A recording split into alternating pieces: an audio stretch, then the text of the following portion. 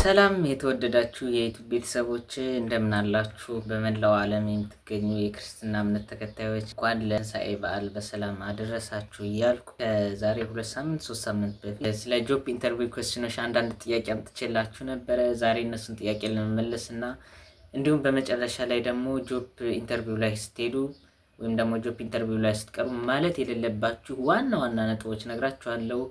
ከኔ ጋር ቆይታችሁ ይሁን። ቻናሉን ሰብስክራይብ አድርጉ። ሀሳብ አስተያየታችሁን ኮሜንት ስር አስቀምጡልኝ። እንዲሁም ቪዲዮ ላይክ አድርጉ። ቀጥታ ወደ ቪዲዮ እንሄዳለን።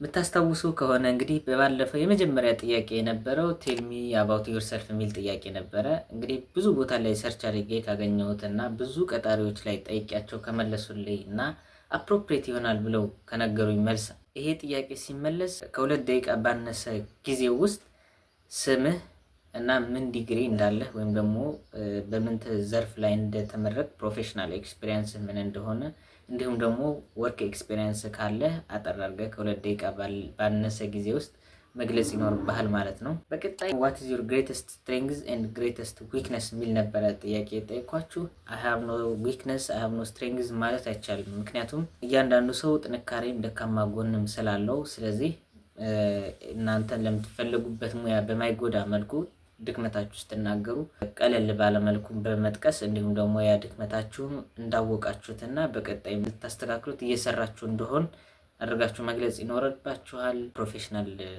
ለምትፈልጉበት ሙያ በማይጎዳ መልኩ ወይም ደግሞ ለሚያስፈልገው ነገር በማይቀረን መልኩ መግለጽ ይኖርባችኋል ማለት ነው። ግን ከዚህ ላይ ማለት የሌለባችሁ ነገር አንደኛ አይ ዶንት ሃቭ ዊክነስ ማለት የለባችሁም። እንዲሁም ደግሞ ለስራው አስፈላጊ የሆኑ ስኪሎች ለምሳሌ ታይም ማኔጅመንት ሊሆን ይችላል፣ አስፈላጊ ስኪሎች ሊሆኑ ይችላሉ። እነዚህ ነገሮችን አልችልም ማለት የለባችሁም ማለት ነው።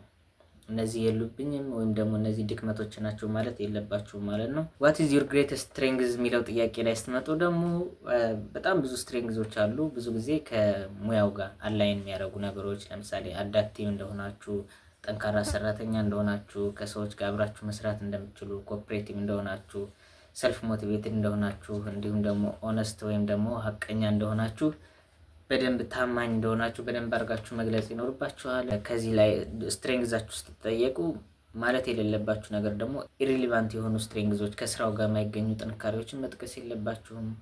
እንደገናም ጨዋ ለመሆን አንዳንዴ ብዙ ጊዜ ሀበሻ ባህሪ ነውና what is your greatest strengths ምናምን ስንባል እያወቅነውም ጠንካራ ጎን መሆኑን ጠቃሚ መሆኑን እያወቅነውም ግን ላለማጋነን ስንል ራሳችን የምንደብቅበት ሁኔታ አለ። ይሄ ግን አስፈላጊ አይደለም። ጆብ ኢንተርቪው በምታደርጉበት ጊዜ ምንም ሳታጋኑ ያላችሁን ስኪል ግን በደንብ አድርጋችሁ መሸጥ ይኖርባችኋል ማለት ነው። በተለይ ደግሞ ከሙያው ጋር ከምትሰሩት ስራ ጋር በደንብ ገናኝ ስትሪንግዝ ወይም ደግሞ ጥንካሬያችሁ በደንብ ኤክስፕሌን ብታረጉ ይሄ በጣም ተመራጭ ይሆናል ማለት ነው። አራተኛ ጥያቄ ስናልፍ why should I hire you የሚለው ጥያቄ ነው። ካስታወሳችሁ በተለይ አሁን ሀገራችን ባለሽበት ሁኔታ በጣም የተመራቂው ቁጥርም እየጨመረ ስለሆነ ስራ ፈላጊ ቁጥሩም በዛ ልክ በጣም ከፍተኛ ነው። ስለዚህ በደንብ ስኪላችሁም እንዲሁም ደግሞ እውቀቱ ኖሯችሁ፣ አንዳንድ ሰዎች እንደውም በጣም እውቀት እያላቸው ውጤት እያላቸው ኢንተርቪው ላይ ፌል ሲያደርጉ ያለው በጣም ብዙ ቦታ ላይ።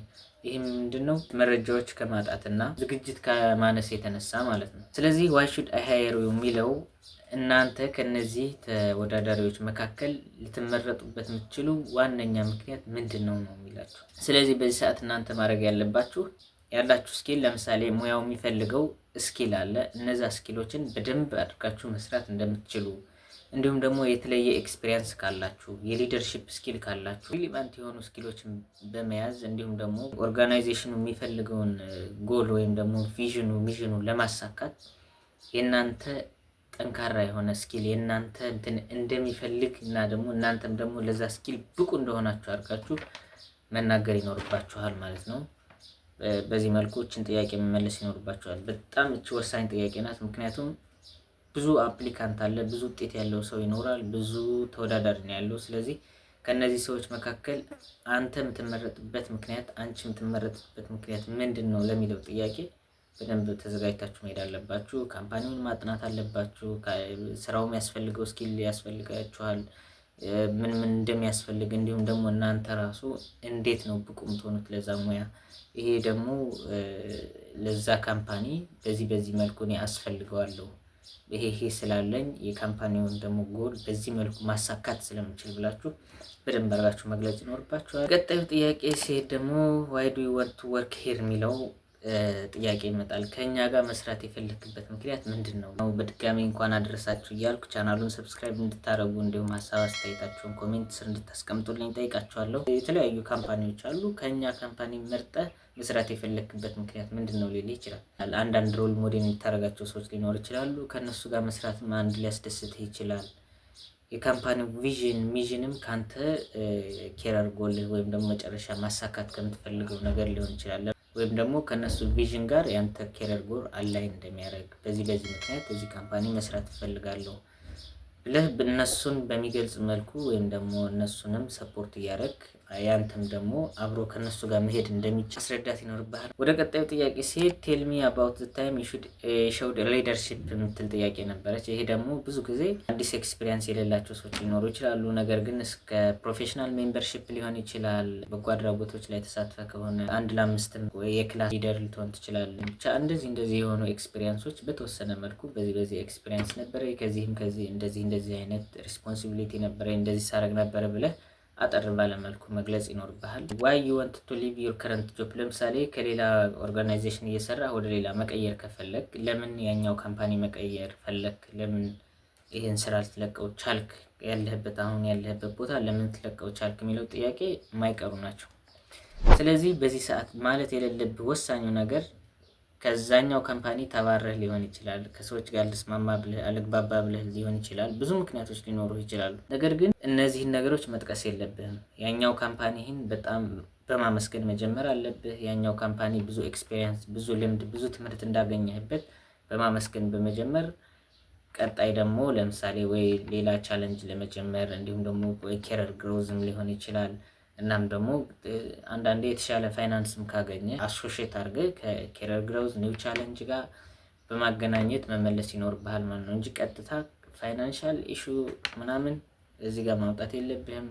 ተባረህም ከሆነ ተባረሬ ነው፣ እንደዚሁም ቦሴ እንደዚህ ነበረ፣ ክሊየንቴ እንደዚህ ነበረ ብለህ ጀጅ ማድረግም እንዲሁም ደግሞ መጥፎ አስተያየት መስጠት የለብህም ማለት ነው። ወደ ቀጣዩ ስቴት ደግሞ ዲስክራይብ ዩር ቻሌንጂንግ። አንዳንዴ ብዙ ፈተናዎች ልትፈተን ትችላለህ። ብዙ መጥፎ አጋጣሚዎች ገጥመው ሊኖር ይችላሉ። በዚህ ሰዓት ግን አንተ እንዴት ነው ፕሮብለም ሶልቪንግ አቢሊቲ እንዴት ነው አናላይቲካሊ እንዴት ያስባል የሚለው ነገር ለማወቅ ስለሚፈልጉ ቀለል አድርገህ በዚህ ሰዓት እንደዚህ አይነት ችግር ተፈጥሮ ነበረ፣ ግን በዚህ መልኩ ተፈታ ብለህ ቀለል አድርገህ ግን ብዙ ጊዜ የሆነ አሮጋንት የሆነ ኔግሊጀንት ምናምን መልስ መናገር የለብህም ማለት ነው። በቀጣይ ሀው ቱ ሃንድል ፕሬዠር የሚለው ሙሉ ቀን ቢሮ ልትል ትችላለህ፣ አዳርም ልትሰራ ትችላለህ እና በዚህ ሰዓት እንዴት ነው የስራ ጫና እንዴት ይቋቋማል፣ እንዴት ይሰራል የሚለው ነገር የዚህ አንተ ምንም ፕሬዠር ገጥሞኛ አውቅ ምናምን ማለት ሳይሆን ያለብህ መረጋጋት እንደምትችል፣ ፕራዮሪታይዝ እንደምታረግ፣ ዴሊጌት እንደምታረግ፣ ታይም ማኔጅ እንደምታደርግና እንዲሁም ደግሞ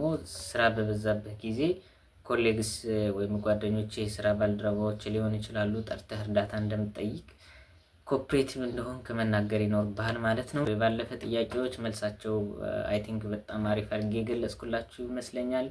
በቀጣይም ደግሞ እናንተ ይጠቅማሉ ብዬ ማሰባቸው ቪዲዮዎች ይመጣሉ። እናንተ ቻናሉን ሰብስክራይብ አድርጉ፣ ሀሳብ አስተያየታችሁ ኮሜንት ስራ አስቀምጡልኝ። እያንዳንዳችሁ ኢንተርቪው ላይ ስቀቡ ማለት የሌለባችሁ ወሳኝ ነጥቦች ደግሞ አሁን ነግራችኋለሁ። የመጀመሪያው አይ ዶንት ሃቭ ኩዌስችን ማለት የለባችሁም። ብዙ ጊዜ ኢንተርቪው ላይ ከጨረሳችሁ በኋላ ዱ ሃቭ ኤኒ ኩዌስችን ትባላላችሁ። ይሄ የማይቀር ጥያቄ ነው። ስለዚህ በዚህ ሰዓት አይ ዶንት ሃቭ ኤኒ ኩዌስችን ማለት የለባችሁም። ዝም ብሎ እሱን በማይፈትን መልኩ ቀለል ያሉ ጥያቄዎች ጠይቃችሁ ማለፍ ይኖርባችኋል። ብዙ ጥያቄ ከጠየቃችሁ የሰውዬ ሳያነብ ነው ወይም ደግሞ ስለ ካምፓኒው ሳያውቅ ነው የመጣው የሚል ጥያቄ ስለሚነሳ should know to it።